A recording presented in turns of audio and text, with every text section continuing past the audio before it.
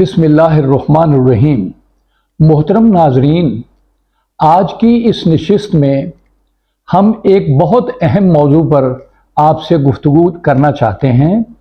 हमारे सामने एक पंजाब जुडिशल सर्विस रूल्स 1994 हैं और दूसरे पंजाब सिविल सर्वेंट एक्ट 1974 है। हम अक्सर ये सुनते हैं कि मेरी कंपिटेंट अथॉरिटी फलां साहब हैं। तो कंपिटेंट अथॉरिटी का मतलब ये है कि वो अथॉरिटी जो किसी को अपॉइंट करती है वही एडवर्स एक्शन लेने की मजाज होती है। लिहाजा इस एक्ट में जो ये पंजाब सिविल सर्वेंट एक्ट 1974 है, इसकी सेक्शन 12 है, ग्रेड 19 के ऑफिसर के खिलाफ अगर कार्रवाई करनी है या उसकी रिटायरमेंट का नोटिफिकेशन करना है या उसको सस्पेंशन का लेटर देना है या उसकी कोई इंक्वायरी होल्ड करनी है, तो ये ग्रेड 19 के लिए कंपिटेंट अथॉरिटी जो है लॉ में वो चीफ मिनिस्टर है। अब इसके बाद हम ये देखते हैं कि पंजाब जुडिशल सर्विस रूल्स 1994 के तहत जो रूल्स हैं, रूल 3 है, ये अपॉइंटमेंट से मुतल्लिक है, यानी डिस्ट्रिक्ट जज, एडिशनल डिस्ट्रिक्ट एंड सेशन जज, सिविल जज या जुडिशल मैजिस्ट्रेट, इनकी पोस्टिंग जो है रूल 3 के तहत जो 1994 के जुडिशल सर्विस रूल्स हैं उनके तहत इनकी तकर्री होती है। और रूल 4 के तहत इनके फर्दर जो काम हैं, जो इनके खिलाफ मिसकंडक्ट की कार्रवाई है, वो होती है। अब देखना ये है, क्वेश्चन ये एक कोर्ट में रेज किया गया कि चूंकि हमारी कंपिटेंट अथॉरिटी जो है वो चीफ मिनिस्टर है, एक जुडिशियल ऑफिसर ने एक अपील के दौरान ये कहा कि हमारी कंपिटेंट अथॉरिटी जो है वो चीफ मिनिस्टर है, हाई कोर्ट नहीं है, क्योंकि पंजाब सिविल सर्वेंट एक्ट 1974 में ये लिखा हुआ है सेक्शन 12 में कि ये चीफ मिनिस्टर इसको डील करता है। ये एस्केप कर गया काउंसिल के जहन से कि ये पंजाब जुडिशल सर्विस रूल्स 1994 भी फॉर्मुलेट हुए हैं।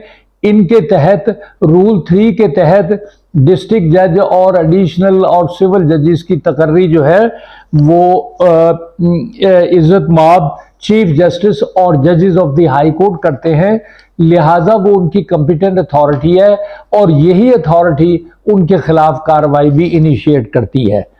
इस पर 2 जजमेंट हैं, 2003 SCMR 1804 और PLD 1987 सुप्रीम कोर्ट पेज 304। अब देखना यह है कि जो भी सरकारी मुलाजम स्केल 19 में होगा उसकी कंपिटेंट अथॉरिटी चीफ मिनिस्टर होगी, उसकी रिटायरमेंट और दीगर मामलात को चीफ मिनिस्टर देखेगा।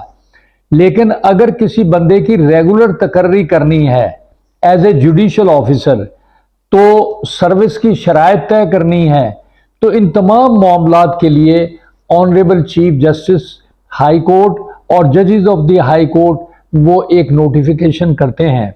इन शराइत के तहत पंजाब जुडिशल सर्विस रूल्स 1994 के तहत ये सारे तय होंगे। और ये देखना होता है कि रिटायरमेंट भी यही करते हैं और ये एक्शन भी लेते हैं। तो अब कंपिटेंट अथॉरिटी हुई कि सिविल सर्वेंट की चीफ मिनिस्टर और जुडिशियल ऑफिसर की ऑनरेबल चीफ जस्टिस, ये दोनों अलग-अलग अथॉरिटी हैं, इनके अलग-अलग रूल हैं।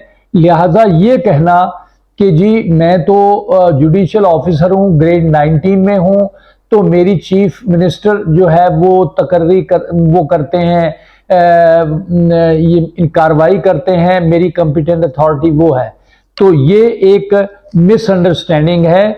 दोनों कवानीन जुडिशल सर्विस रूल्स 1994 और पंजाब सिविल सर्वेंट एक्ट 1974 ये अलग-अलग हैं। अगर किसी मुलाजम ने रिटायरमेंट लेनी है तो वो भी इन एक्ट के तहत ही काम करेगा। लिहाजा ये एक बड़ा डिस्टिंक्शन है कि कॉम्पिटेंट अथॉरिटी कौन सी है। ये नहीं कहा जा सकता कि जुडिशियल ऑफिसर की कॉम्पिटेंट अथॉरिटी चीफ मिनिस्टर है, बल्कि चीफ जस्टिस है। इस पर ही एक ये जजमेंट आई है जो हमने पढ़ी है, और हमने इसको डिस्टिंग्विश करने के लिए आपकी खिदमत में ये वीडियो पेश की है कि इन दोनों की कॉम्पिटेंट अथॉरिटी मुख्तलिफ है, और यही हमारी गुफ्तगू का महासिल है कि वो अथॉरिटी सिविल सर्वेंट एक्ट 1974 के तहत है, और ये authority Punjab judicial service rule 1994 के तहत है। लिहाजा एक ऐसा केस पेश हुआ कि जिसमें एक शख्स, एक जुडिशियल ऑफिसर को रिटायर करना था, तो उनकी 16 साल की सर्विस थी, और उन्होंने कोई 4 साल जो है वो FIA में स्पेंड किए थे, तो इस पीरियड को भी towards length of service count किया गया, और क्वालिफाइंग सर्विस उनकी 20 ईयर्स की गई। तो इस तरह ये जो है इसको रिटायर किया गया 20 ईयर्स पर। तो नाजरीन, ये फ़र्क हमने आपके सामने रखा है, उम्मीद है आप इसे अप्रिशिएट करेंगे। चीफ मिनिस्टर और चीफ जस्टिस दोनों की अलग-अलग पावर्स हैं, दोनों की अलग-अलग इन एक्ट के तहत ये ऑपरेट करते हैं। नाजरीन, हमारे इस वीडियो चैनल को सब्सक्राइब करें। बहुत शुक्रिया।